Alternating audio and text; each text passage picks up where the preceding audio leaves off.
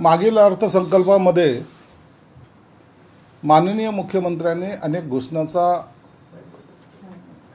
विधानसभेमध्ये अनेक योजनेची घोषणा केली आहे।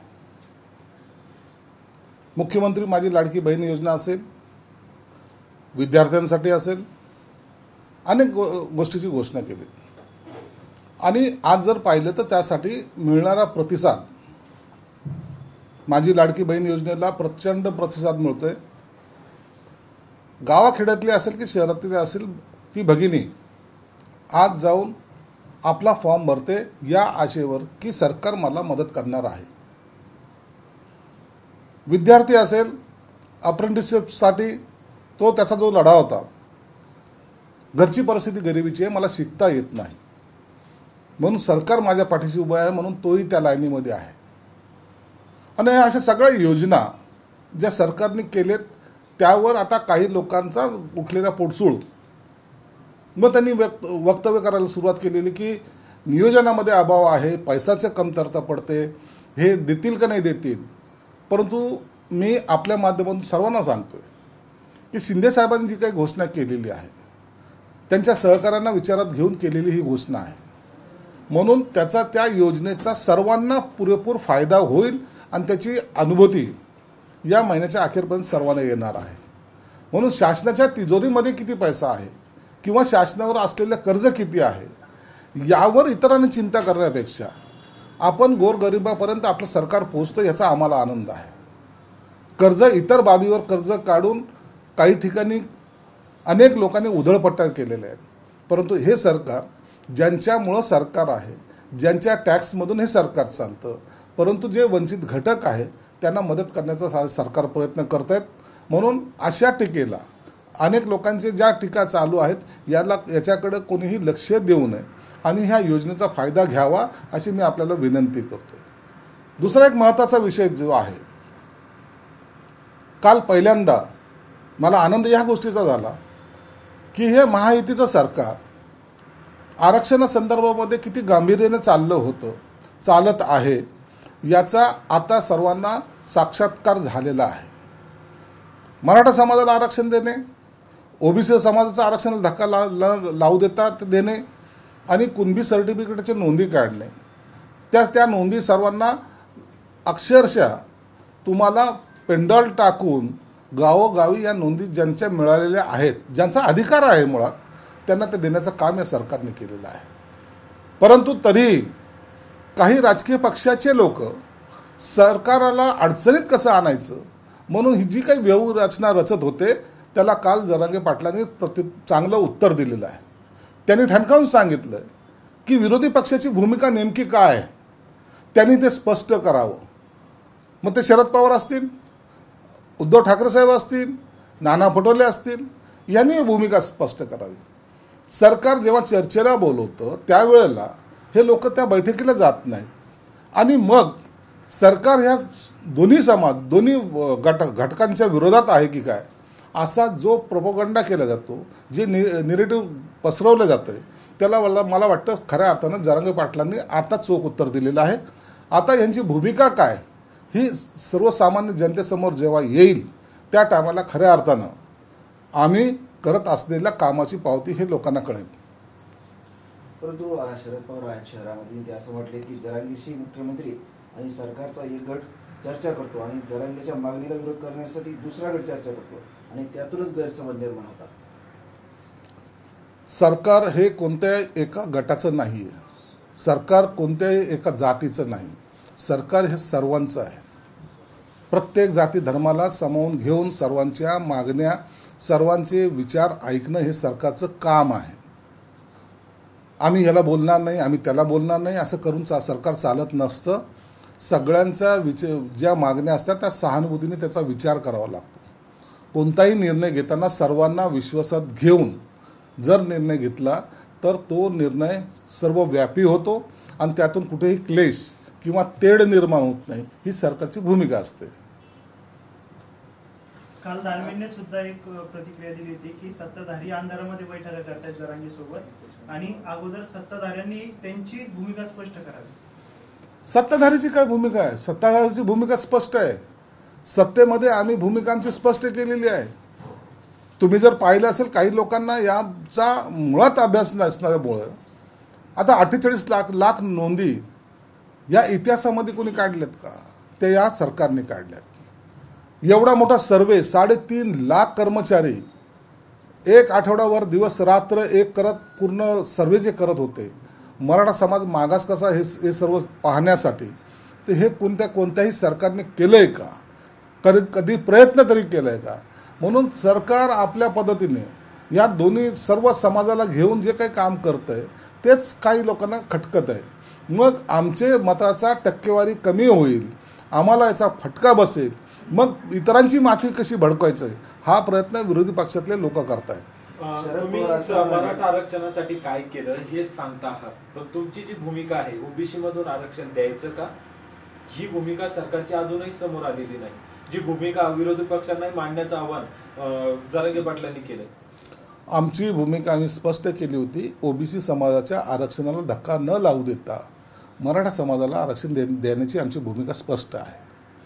आणि मग जर काही लोकांना जर असं वाटत असेल की ओबीसी समाजामधून आरक्षण द्यावं, तर त्यांनी त्यांची भूमिका स्पष्ट करावी, हे आमचं मागणी आहे, हे आमचं सांगणं आहे.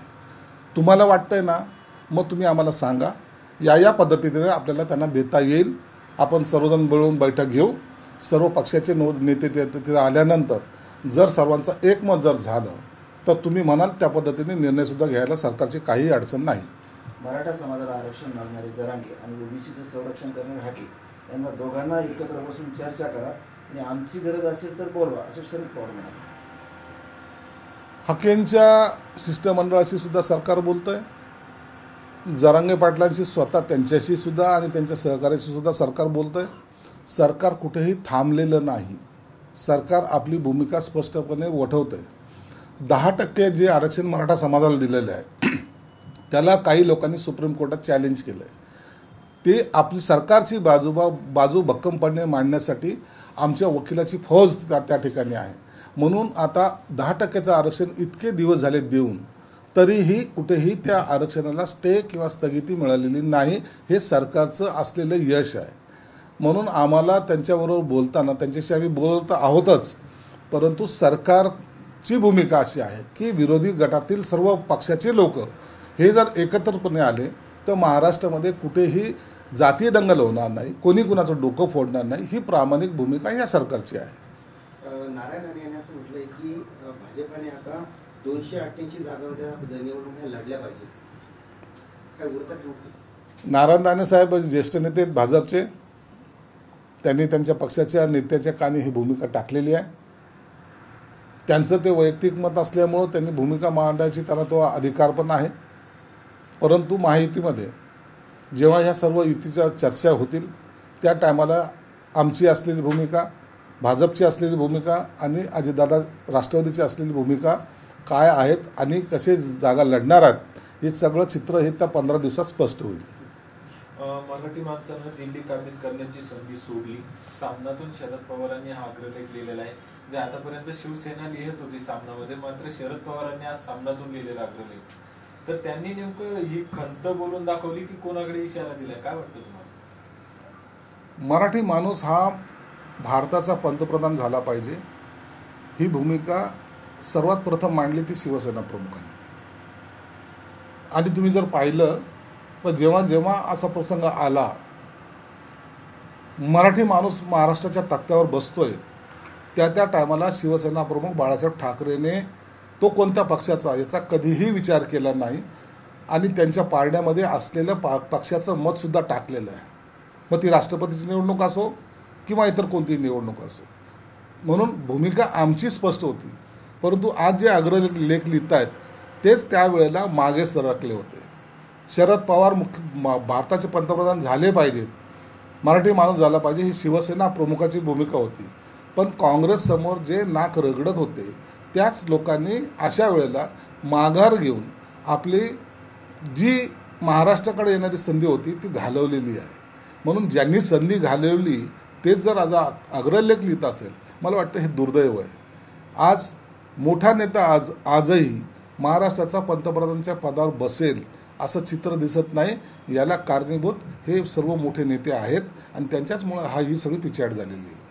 तुम्ही म्हणताय की जरांगे ज्या मागण्या आहेत आरक्षणासंदर्भातल्या त्यांचा तुम्ही पाठपुरावा करताय, कामही चालू आहे, परंतु दुसरीकडे भाजपचे काही नेते आहेत की जरांगे पाटलावर टीका करताना दिसत आहेत. बघ, भाजपच्या काही नेत्यांनी जी काही टीका केलेली आहे त्यांची टीका करण्याचा सूर मी पाहिला आहे, परंतु ते त्यांच्या नेत्याच्या संदर्भात त्यांनी काही बोलू नये या अशा अनुषंगाने त्यांनी केलेली ती टीका असावी. परंतु मला वाटतं आता ह्या अशा टीका टिप्पणी एकमेकावर केल्यामुळं खरा मुद्दा बाजूला राहतो. म्हणून ह्या सगळ्याच कोणत्याही म्हणजे जरांगे पाटीलना मी बोलण्याचा मला अधिकार नाही, परंतु पक्षाच्या नेत्यांना सुद्धा सांगेल की आपण आता टीका थांबूया, आपण सकारात्मक पाऊल पुढे टाकू आणि योग्य तो निर्णय घेण्याची जेव्हा वेळ येईल तेव्हा जनता निश्चित आपल्या पाठीशी उभी आहे आणि उभी राहणारच आहे. कारण की जे 40 वर्षात दिलं नाही ते या सरकारने दिलं आहे हे प्रत्येकजण मान्य करतो आहे. म्हणून येणाऱ्या याच्यामध्ये जर कुणाला धोका असेल तर तो महाविकास आघाडीला आहे, आम्हाला नाही. आम्ही देणारे आहोत आणि देण्याचं ताकद आम्ही ठेवतो आहे, हे आमचं प्लस बाजू आहे. हैदराबाद गॅजेट संदर्भात सरकार कारवाई केली, हैदराबादकडून जाऊन आली काम आहे. आता हे सर्व काम चालू आहे, ऑन प्रोसेस आहे.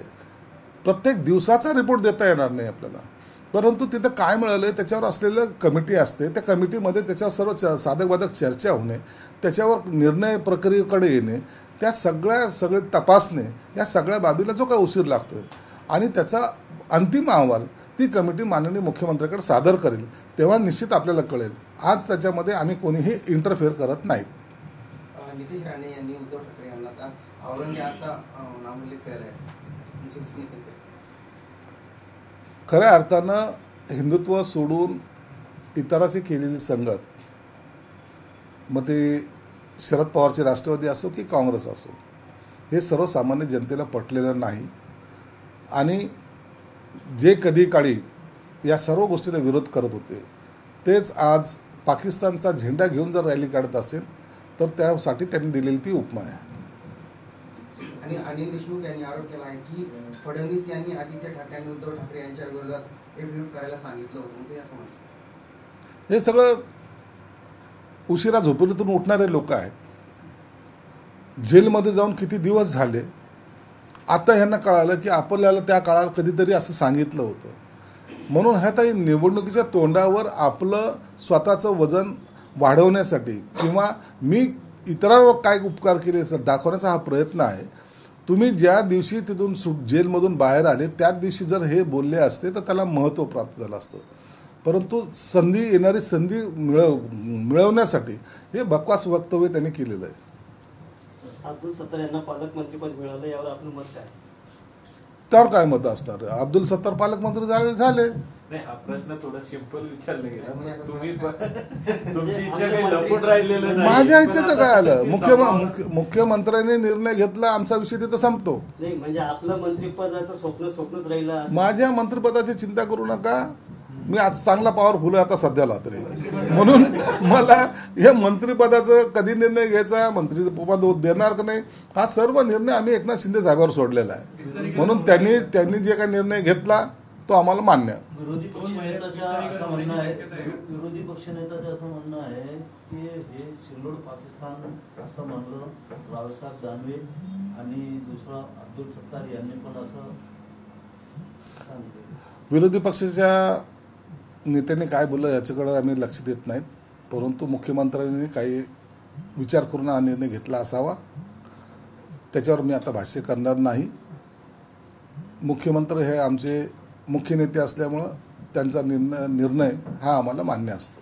म्हणजे एक्झाम्पल ते आता असं म्हणणं आहे त्यांचं की दानवेंनी पाकिस्तानाचा उल्लेख सिल्लोडचा केला, तरी पण सिल्लोडलाच म्हणजे सिल्लोडच्या सत्तारांना पालकमंत्रीपद दिलं. मग भाजपच्या निष्ठावंतांना पक्षामध्ये काही मान सन्मान आहे की नाही? भाजपचा कार्यकर्ता असेल, सेनेचा कार्यकर्ता असेल, त्यांचा सन्मान हा कोणीही डावलू शकणार नाही. ते तेवढेच नेते आणि तेवढेच निष्ठावंत आहेत. त्यांच्याबद्दलची कोणीही गैरसमज पसरू नये. त्यांचा सन्मानाला कुठे ठेस पोहोचणार नाही याची जबाबदारी वरिष्ठ नेते जरूर घेतील. आणि या सगळ्या गोष्टीचा आणि त्याचा काही अर्थार्थी संबंध नाही. विधानसभेच्या निवडणुका जवळ येत आहेत. महायुतीचं काही ठरलंय का? कोणी किती जागा लढवायचं? काही बैठका सुरू आहेत का? मुख्यमंत्री आणि दोन्ही उपमुख्यमंत्री काल संध्याकाळी 4:30ला दिल्लीला गेलेले आहेत. नीती आयोगाची बैठक आहे. त्याचबरोबर महाराष्ट्राच्या राजकारणावर सुद्धा चर्चा होण्याची शक्यता निश्चित आहे. चर्चा होईलच. त्याच्यामध्ये जागा वाटपाचा विषय आहे. युतीमध्ये किती जागा कोणी लढाव्यात या संदर्भामध्ये बैठका कशा घ्यायच्यात, कोण त्याच्या आणखीन कोण निरीक्षक असणार आहेत, या सगळ्या गोष्टीची चर्चा जरूर होणार आहेत. आणि त्यात तुमच्या आवडीचा विषय मंत्रिमंडळ विस्ताराची सुद्धा चर्चा त्या बैठकीमध्ये होईल. आणि जेव्हा केव्हा निर्णय घ्यायचा वेळ येईल त्या टायमाला मुख्यमंत्री हे जाहीर करतील. इच्छा व्यक्त केलेली आहे खैरे साहेबांची मतदारसंघात. खैरे साहेब आहे ना, मग ते लढली पाहिजे. प्रत्येक माणसाला लोकशाहीने दिलेला अधिकार आहेत. त्यांनी आता लोकसभा लढली, आता विधानसभा लढतील आणि काही काळानंतर कॉर्पोरेशनच्या निवडणुका पण आहेत. आणि म्हणून त्याही सुद्धा त्यांनी लढल्या पाहिजेत. कारण की हे नेतृत्व या शहराला महत्त्वाचं आहे. या नेतृत्वामुळे शहराचा जो झालेला विकास जो खुंटलेला आहे आता सध्या, तो हे आल्यानंतर पूर्ण करतील असं कदाचित त्यांचं स्वप्न असावं. आणि म्हणून एक तर ते ज्येष्ठ नेते आहेत, त्यांना बिचाऱ्यांना डावलून काही लोकांनी काय कुटाने करायचे प्रयत्न केलेले आहेत. त्यांनी स्वतः कबूल केलं की त्यांना पाडण्याचे प्रयत्न काही लोकांनी केलेत. जाणून बुजून पाडलं. आता कोणी पाडलं हे तुम्ही त्यांना विचारा. आताही त्यांना न विचारता काही लोकांचे पक्ष प्रवेश होत आहेत. आणि खैरे साहेबांनी आता त्यांना नेतं म्हणावं हे त्यांच्या स्वभावात बसत नाही. ते अखेरला शिवसेनेचे नेते झालेले आहेत. एकमेव निष्ठावंत असलेला कार्यकर्ता एकटा, त्याला जर डावलून असे काही घटना घडत असतील तर त्याला विरोध करणं हे काही चुकीचं नाही. आणि मग इतरचा प्रचार करण्याची वेळ यांच्यावर यावी याच्यासारखं दुर्दैव पण नाही आहे. म्हणून त्यांना माझ्या शुभेच्छा आहेत. खैरे साहेब आगे बढ़ो, हम तुम्हारे साथ हैं. विधानसभेच्या निवडणुका बघता सरकार जे मोफत योजना देऊ राहिलं पण त्याने अर्थव्यवस्था मजबूत होणार नाही. चिंता करू नका. हे शिंदे साहेबाचं सरकार आहे. हे महायुतीचं सरकार आहे. एकदा घेतलेला निर्णय त्याची अंमलबजावणी कशी करायची तुमच्या माहितीचं सांगतो. त्या निर्णयासाठी निधी कमी पडू नये म्हणून आमदाराचा निधी कमी करला गेलेला आहे. जे काय आम्हाला निधी मिळणार होता त्यात सगळ्यामध्ये कात्री लावली गेलेली आहे. आम्हाला मुख्यमंत्री माझी लाडकी बहीण योजना असेल, माझ्या विद्यार्थ्याची योजना असेल, त्याला पैसा कुठंही कमी पडणार नाही याची दक्षता आणि काळजी या तिन्ही नेत्यांनी घेतलेली आहे. म्हणून कोणी किती बोंबललं तरी काही फरक पडणार नाही. योजना ही सक्सेसफुल राहणार आहे आणि सर्वसामान्याला त्यातून दिलासा मिळणार आहे. सर्वसामान्याचं सरकार जेव्हा आपण म्हणतो पहिली प्रायोरिटी त्यांना. विकासाचं एखादं काम मागं राहिलं तरी चालेल परंतु त्यांना पैसा कमी पडू देणार नाही. हे शिंदे साहेबाचा असलेला शब्द आहे. तुम्ही बोले महसूल विभागाने लाडली बहीण योजनेसाठी अधिकाऱ्यांनी आक्षेप नोंदवला. पैसे कुठे आणणार देण्यासाठी? तो त्यांचा विषय नाही आहे, तो सरकारचा विषय. पैसा सरकार आणणार आहे. महसूल विभागाच्या अधिकाऱ्याने असेल किंवा नियोजन विभागाच्या अधिकाऱ्याने असेल, त्यांनी त्यांचं काम करायचं आहे. निधी कसा उपलब्ध करून द्यायचा आहे त्यासाठी अर्थमंत्री आहेत, उपमुख्यमंत्री आहेत आणि मुख्यमंत्री आहेत. ही त्यांची जबाबदारी आहे. आणि ती जबाबदारी कशी पार पाडायची, घोषणा करणं हवेतल्या घोषणा आमच्याकडून होणार नाही. जे करायचं आहे ते करायचं, ठामपणे करायचं. म्हणून त्यांच्या याच्यावर आमच्या योजना चालणार नाही. मुख्यमंत्र्यांनी केलेली घोषणा हाच खऱ्या अर्थानं आदेश आणि त्या पद्धतीने निधीसुद्धा उपलब्ध करून दिला जाईल. याचा परिणाम जर तुम्हाला पाहायचा असेल या महिन्याच्या शेवटपर्यंत 2 महिन्याचा ॲट ए टाईम 2 महिन्याचा 1 महिन्याचा सुद्धा नाही. जी माझी लाडकी बहीण योजना आहे तर तिला 1,500 रुपये काय मी देतोय तर 2 महिन्याचे 3,000 रुपये तिच्या अकाउंटमध्ये जाणार आहेत. एवढं मात्र निश्चित आहे. ते तर माझा विषय नाही आहे. विस्तार घेणार नाही घेणार हा विषय माझा नाहीच आहे. परंतु विस्तार हा करायचा त्यांची मानसिकता आहे. त्याच्यामध्ये कुणाला संधी कुणाला नाही हा विषय आमचा नाही.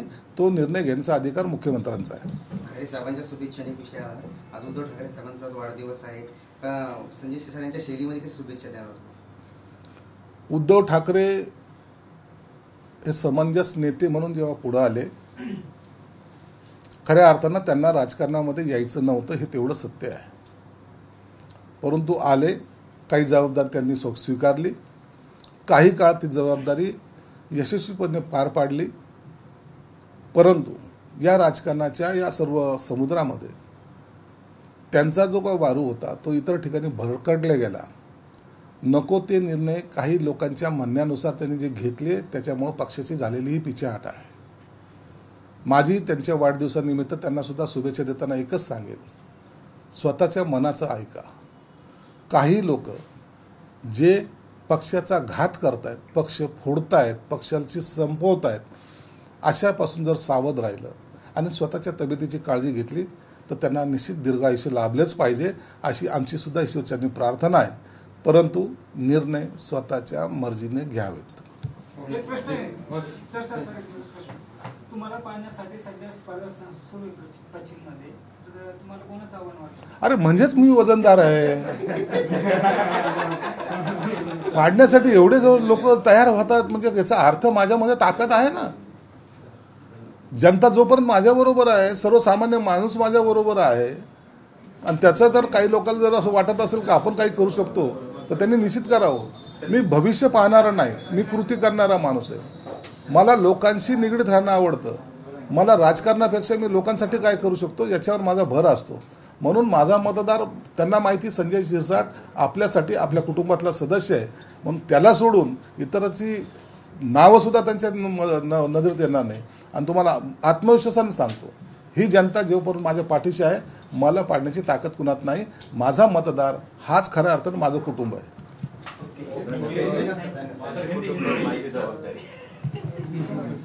म्हणून माझं कुटुंब माझी जबाबदारी नाही म्हणतो.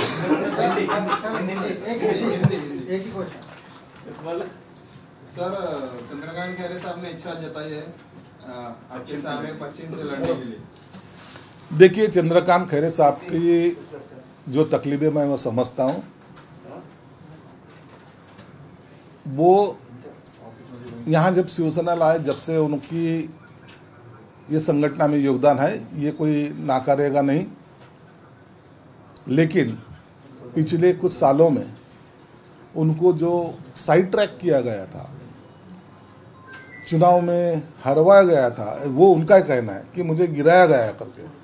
अभी भी लोकसभा में उनको किसने किसने गिराया उसके बारे में वो खुद ही बोलते हैं. और अब उनकी अगर इच्छा पश्चिम मतदार संघ में लड़ने की है तो उनको मेरी शुभेच्छा है. कोई बाहर से आके यहाँ उनको बगैर पूछे प्रवेश देना, उनको टिकट का आश्वासन देना और उनका प्रचार करने के लिए खैरे साहब को बोलना, ये मुझे लगता है ये बात ठीक नहीं है. कम से कम उनको पूछना तो चाहिए था. अब ये उम्र में उनको तकलीफ देना ये मुझे उचित नहीं लगता. आज लोकसभा में हारे, कल विधानसभा में वो लड़ना चाहते हैं. आने वाले कुछ दिनों के बाद कारपोरेशन के भी इलेक्शंस है हमारे, तो वो उनकी मर्जी है. ये लोकशाही है, उसमें किसने कौन सी इलेक्शन लड़ाना चाहिए ये उनकी मर्जी का मामला है. लेकिन मुझे थोड़ा डाउट इस चीज़ का है कि ऊपर के लोग उनको टिकट देंगे कि नहीं देंगे, क्योंकि उनको अगर जब गिराया जाता है तो उनको चुना के लाने की तो कोई कोशिश करेगा नहीं. और उनका नेतृत्व खत्म करने की जो लोग कोशिश कर रहे हैं, उनको खैरे साहब कैसी लड़त देते. पहली लड़ाई मेरे साथ तो नहीं है, पहली लड़ाई वो आपस के लोगों के साथ है. उनसे कैसे लड़ेंगे और उनका ऊपर वाले कितना मानेंगे, ये थोड़ा क्वेश्चन मार्क है. तो भी हमारे आज भी हम मानते हैं कि चंद्रकांत खैरे ज्येष्ठ है, अच्छे अनुभव वाले नेता है. अगर उनको पार्टी टिकट देते तो हम भी उनका स्वागत करते हैं.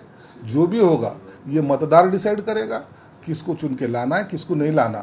लेकिन वो मेरे विरोध में है, इसलिए मैं उनके ऊपर कुछ गलत सलत बात करना मुझे अच्छा नहीं लगता. मैं उनका सम्मान करता हूँ. सर, लाडली बहन योजना पर टीका हो रही है कि सरकार के पास पैसा ही नहीं है तिजोरी में और इतनी बड़ी घोषणा कर दी, कैसा देखते हैं सर? देखिए, ये जो मुख्यमंत्री लाडली बहन योजना लाया, इससे बहुत लोगों को तकलीफ होना शुरू हुई.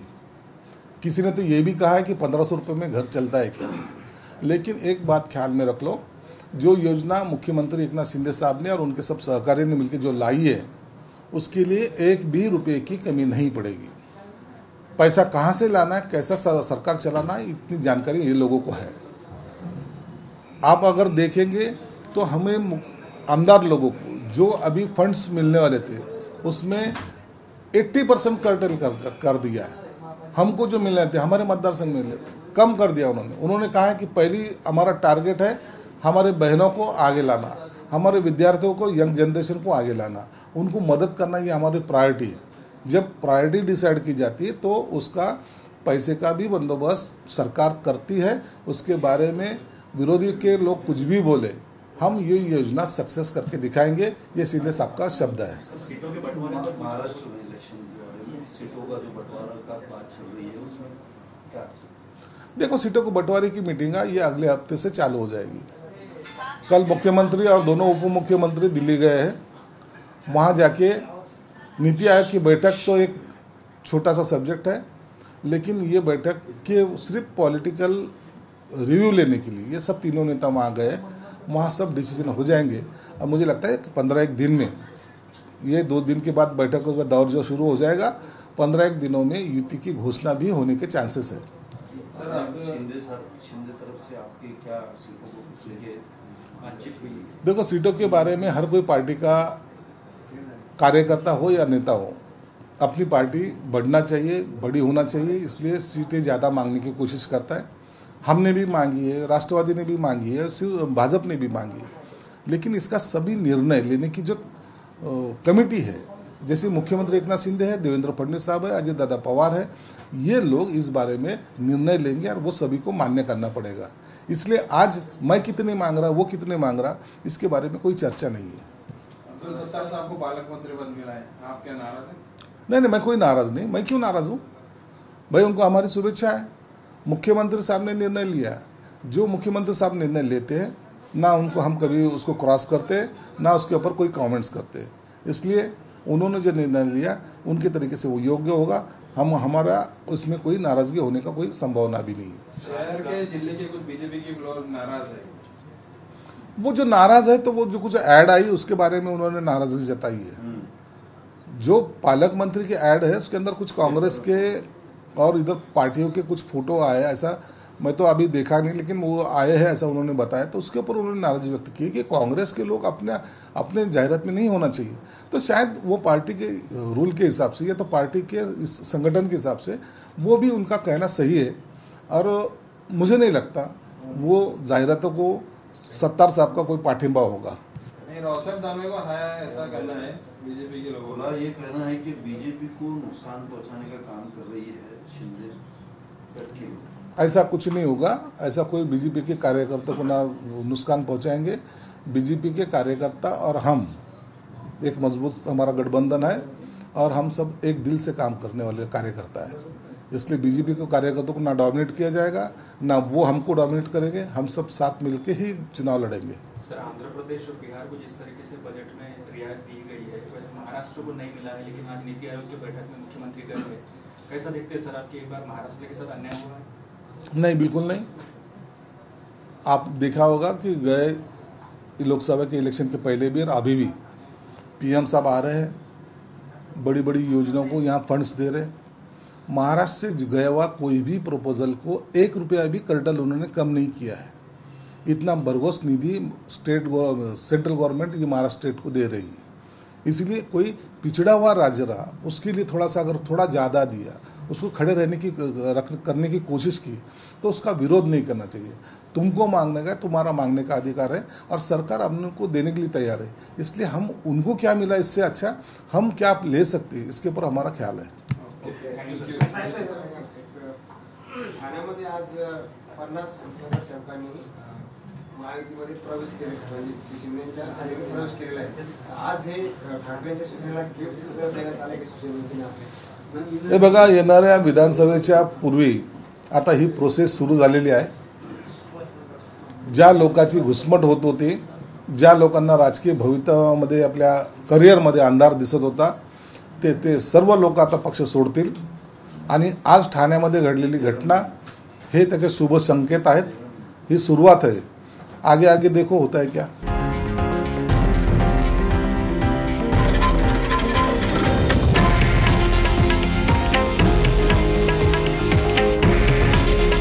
हे आहे देशातील नंबर 1 न्यूज नेटवर्क आणि आपण पाहत आहात TV9 मराठी। काळजी तुमची, हित महाराष्ट्राचं।